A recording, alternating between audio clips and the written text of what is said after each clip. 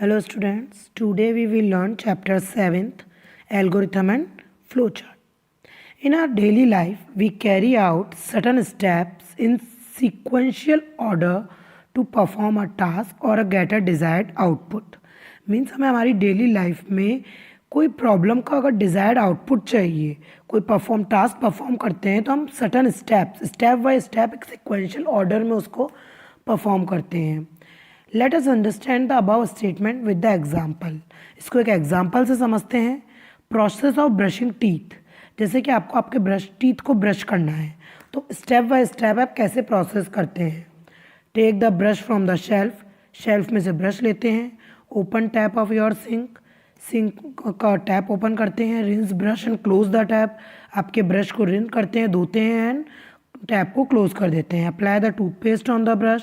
Then next brush के ऊपर toothpaste लगाते हैं. Then start brushing your teeth. Then अपने टीथ को ब्रश करना स्टार्ट करते हैं. Clean the brush, rinse your teeth. Okay, then अपने ब्रश को टीथ क्लीन करते हैं और आपके जो टीथ होते हैं उनको रिंस करते हैं, मीन्स वॉश करते हैं. Take the tongue cleaner and clean it. Then अपनी टंग को क्लीन करते हैं. Clean your tongue, rinse mouth again. Then again वापस अपने माउथ को वॉश करते हैं. Finally you get the desired result is sparkling teeth. Then finally आपको रिजल्ट क्या मिलता है? आपके चमकते हुए टीथ, स्पार्कलिंग टीथ. तो इसी अकॉर्डिंग मीन्स अपन ने जैसे टीथ ब्रश किए तो उसके अकॉर्डिंग स्टेप बाय स्टेप अपन ने इसको करा. उसी अकॉर्डिंग कंप्यूटर के अंदर कोई भी प्रॉब्लम को आपको सॉल्व करना है तो उसको हम स्टेप बाय स्टेप सॉल्व करते हैं. Okay, we plan the input and apply the some methods step by step to get the desired result. Okay, this step by step procedure to solve any problem is called the algorithm.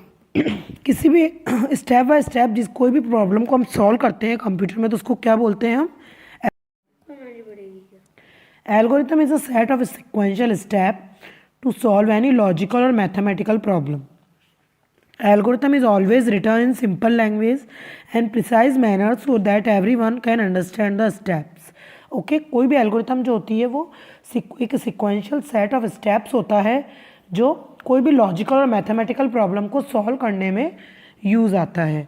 Okay, algorithm is always written in, हमेशा एक simple language में return होती है and normally एक बहुत ही simple steps होते हैं इसको अंडरस्टैंड करने के लिए. Algorithm to set a school bag. जैसे कि आपको अपने स्कूल बैग को सेट करना है तो उसके लिए एल्गोरिथम कैसे बनेगी? First step is open the bag. Step second, take out your school diary. Means अपने स्कूल बैग को ओपन करिए. Then second step is take out of your school library. Means school diary जो है उसको बाहर निकालिए.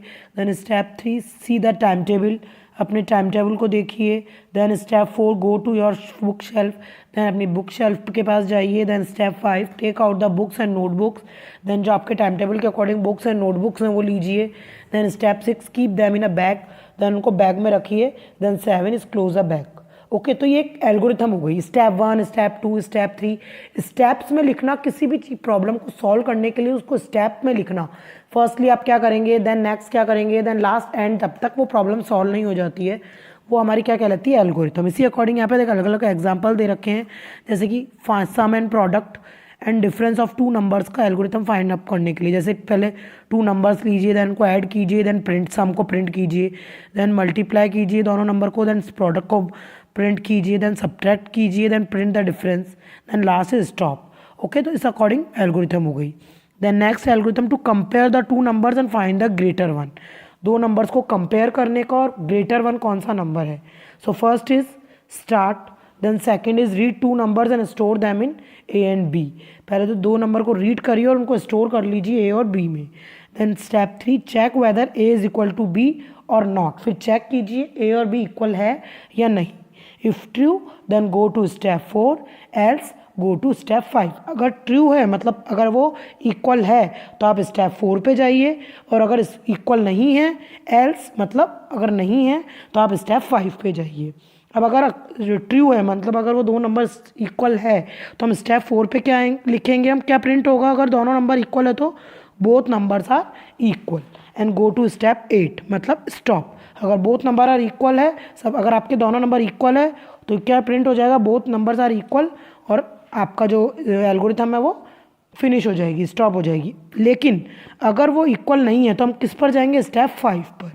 देन अब क्या करेंगे, कंपेयर करेंगे ए और बी को. If A is greater than B, go to step 6, else go to step 7. अगर ए जो है वो ए बी से ग्रेटर है, बड़ा है, तो हम स्टेप 6 पे जाएंगे. मान लीजिए वो ग्रेटर है, तो स्टेप 6 पे क्या रिटर्न आ जाएगा, ए इज़ ग्रेटर, एंड हमारा प्रोग्राम स्टॉप हो जाएगा. देन अगर वो ग्रेटर नहीं है तो क्या आएगा, बी इज़ ग्रेटर. ऑब्वियसली अगर ए ग्रेटर नहीं है तो बी ग्रेटर होगा, तो क्या प्रिंट होगा, B is greater, and go to step 8. Okay, तो इस अकॉर्डिंग हम एल्गोरिथम बनाते हैं. ओके, एक एल्गोरिथम है, algorithm to find out a number to odd or even. कोई नंबर ऑड है या इवन इसके लिए. सो सबसे पहला step is start, then second input the number, जो भी नंबर आप इनपुट कर रहे हैं, then stop rem is equal to number mod 2. If rem is equal to 0 then print number even, else print number odd. Stop. देखिए यहाँ पे मतलब आपका कोई भी नंबर ऑड है या इवन है इसके लिए कंपेयर कर रहे हैं, है ना. अगर नंबर आपका इवन है तो अगर rem is equal to 0 then print number even, है ना. नंबर मोड 2, है ना. अगर rem is equal to number, अगर मोड 2 मतलब आपको पता है ना, इवन नंबर में 0 आता है, 2 आता है ना. तो इस अकॉर्डिंग अगर लास्ट में इसके 0 2 हैं तो आप प्रिंट करेंगे number even, else number odd. Okay, तो इस अकॉर्डिंग हम अलग अलग एल्गोरिथम प्रिंट करने के नंबर एल्गोरिथम, कोई भी प्रॉब्लम को सॉल्व करने के लिए हम एल्गोरिथम राइट करते हैं step wise step. Okay, then write the algorithm for converting the temperature from the centigrade to Fahrenheit. कोई भी एल्गोरिथम जिसको हम, कोई भी टेम्परेचर है उसको हम फ़ारेनहाइट से सेंटीग्रेड में चेंज करना है, तो उसके लिए तो ये फॉर्मूला हमें लर्न करना होता है कि कोई भी टेम्परेचर को फ़ारेनहाइट से सेंटीग्रेड में चेंज करना होता है, तो from centigrade to Fahrenheit change करना होता है तो क्या होता है. तो सबसे पहले read start, then read the numerical value of C, then calculate F using the above formula. Okay, मतलब सी एक वैल्यू दे रखी है अपन को, उसको अपन को उस फार्मूला में पुट करना है. Then write the numerical value of C, terminate the process. ठीक है, तो अपना अगर चेंज, जब अपन पूरी वैल्यू सी की पुट कर देंगे तो ये प्रोसेस अपना फ़ारेनहाइट में आपका फार्मूला जो टेम्परेचर है वो चेंज हो जाएगा. ओके, देन नेक्स्ट है फ्लो चार्ट. फ्लो चार्ट क्या होता है, फ्लो चार्ट भी स्टेप बाय स्टेप, कोई भी प्रॉब्लम को स्टेप बाय स्टेप करने का ही तरीका होता है, लेकिन ये मतलब पिक्चर के थ्रू, इसमें जैसे अलग अलग देखिए, flow chart is a pictorial representation of steps और an algorithm use for solving a particular problem, है ना. एक स्टेप बाय स्टेप इसमें पिक्चर्स, एक शेप्स टाइप बनते हैं, अलग अलग बॉक्सेस होते हैं इसमें. कोई भी मतलब स्टेप 1 स्टेप 2 इसमें ये राइट नहीं करते हैं, इसमें बॉक्सेस होते हैं अलग अलग, कि start box, stop box, input output box. अब एक सब बॉक्सेस क्या होते हैं वो हम आगे पढ़ते हैं. इन बॉक्सेस के थ्रू हम कोई भी प्रॉब्लम को सॉल्व करते हैं. देखिए, in a flow chart different boxes are used which are react to each other with the help of flow lines. इसमें जो एक दूसरे से किससे कनेक्टेड होते हैं, फ्लो लाइन्स के through. Okay, different boxes and their function. अब हम पढ़ेंगे कौन कौन से बॉक्स होते हैं. फर्स्ट होता है start and stop box. It is used in the beginning and the ending of the flow chart. जब फ्लो चार्ट का बिगनिंग होता है तो स्टार्ट बॉक्स, देन एंड में stop box. Then input and output box. It is used for accepting the inputs और giving the output. Input box, जैसे कोई भी अपने नंबर को, कौन कौन से दो नंबर अगर जैसे ऐड करने हैं तो इनपुट दे रहे हैं अपन, और आउटपुट जब अपने दोनों नंबर को ऐड कर लिया तो जो अपन को आउटपुट दे रहा है तो उसके लिए आउटपुट बॉक्स, है ना. इनपुट बॉक्स जो अपन इनपुट दे रहे हैं उसके लिए इनपुट बॉक्स, और आउटपुट जो अपन को वो आउटपुट दे रहा है, रिजल्ट दे रहा है, तो उसके लिए आउटपुट बॉक्स यूज आते हैं. देन प्रोसेसिंग बॉक्स, जो भी अपन ने जैसे दो नंबर को ऐड करना है तो उसके लिए जो बीच में ऐड करने का जो उनका प्रोसेस करता है तो उसके लिए processing box. It is use for writing the processing instruction and doing calculation. Decision and condition box. It is use for checking and applying any condition in the program. जैसे कि अभी अपन ने पढ़ा था, अपन जब दोनों नंबर को कंपेयर कर रहे थे कि वो इक्वल है नहीं है, अगर इक्वल है तो इसके अकॉर्डिंग डिसीजन, जब कंपैरिजन टाइप आ जाता है, डिसीजन टाइप आ जाता है, तो इस टाइप का बॉक्स अपन यूज़ में लेते हैं. ये सारे बॉक्सेस के शेप हैं, ये आप अपनी बुक में से रीड करिए कि कौन से बॉक्स के लिए कौन सा शेप बनता है. जैसे स्टार्ट और स्टॉप बॉक्स के लिए कौन सा शेप बनता है, इनपुट आउटपुट बॉक्स के लिए कैसा शेप बनता है, प्रोसेसिंग बॉक्स के लिए कैसा शेप बनता है, सब बॉक्सेस के लिए अलग है. ठीक है. Flow lines. फ्लो लाइन्स एक एरो टाइप होती है. जैसे जैसे आपके बॉक्सेस होते हैं कि आपका मतलब एक बॉक्स को दूसरे बॉक्स से आपका डायरेक्शन बताती है flow lines. Okay. Then connectors. They are use to connect the one part of flow chart to another.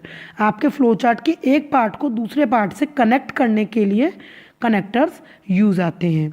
Okay, अब हम फ्लो चार्ट के थ्रू देखते हैं कैसे हम प्रॉब्लम को सॉल्व करते हैं. जैसे कि मेकिंग टी बनाने के लिए हम फ्लो चार्ट बना रहे हैं. सबसे पहले स्टार्ट बॉक्स.